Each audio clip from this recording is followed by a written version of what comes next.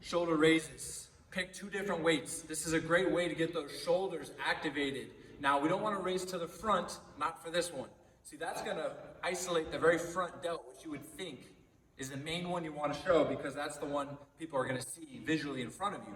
But the cheat is the delt on the side and possibly the rear delt and the front delt are all incorporated in some way on the side raise. Same can't be said with the front. So we want to get that side and we want to activate all 3 of the delts and the shoulders with one exercise. Now it's seated shoulder raises. So I'm going to do 15s and 20s because I'm going to do 20 and 15 reps. So depending on your day, if you're doing bench press, you're laying down, you're doing bench press, you're going to be really activating that front delt. That's a big mover, your chest muscle and your front delt. That's why we don't isolate the front delt often.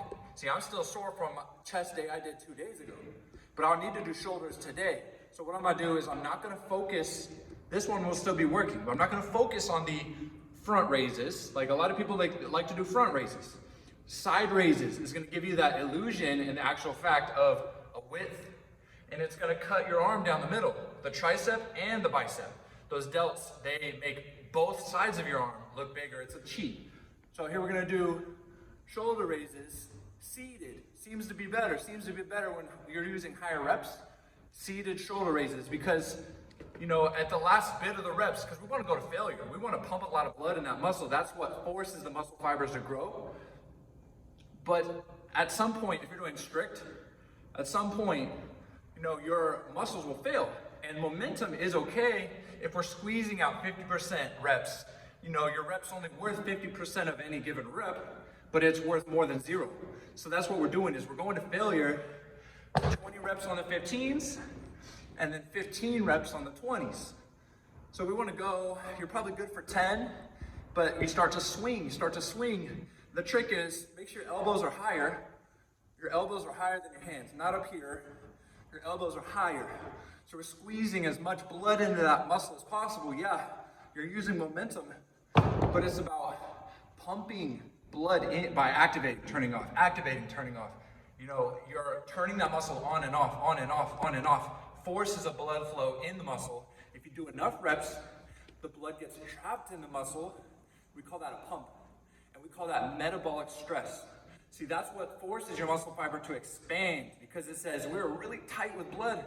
We need to make more room next time, therefore, a bigger muscle. That's how it works. So we really want to have those days where you're still sore a little bit, but we want to pump out the blood. This could potentially help you heal more. See, I'm pumping more white blood cells. I'm pumping more red blood cells into that area. So if there is lactic acid or if there is some type of acidic pH balance in that muscle, we're at least pumping fresh nutrients, and when it pumps back out, that maybe it'll take some of that acidity with it. So have your high rep days. I think majority of what you should focus on is your effort days, your heavy lifting days, right? Your days where you're really stimulating your nervous system, because that's what's going to teach your muscles to activate. But on the days, off days, every other day, you've got to get the blood pumping in there as well. There's 2 different types of stress. There's mechanical stress, where you're physically tearing up that muscle because you're hitting PRs and you're going heavy. But you also got to have that metabolic stress, where you're pumping blood. It's lighter, but it feels so heavy, right? The last few reps, you feel like you fail. I want to see you fail at a 5-pound dumbbell. 30s, 20s, 10s, 7s, 5s, and then you're really dying. This is the kind of stress that you got to pair with lifting heavy. You got to pair with benching them up as much as you can, right? Maybe this is a secret that you're missing. This is the one thing that you're missing is that metabolic stress, the pumping. And for this exercise in particular, seated works well. And your traps will be sore too, because while you're pumping out extra reps, force reps, cheat reps, this is going to get you more results. This might be what pushes you over the edge to get in the shoulders you want. Try it out.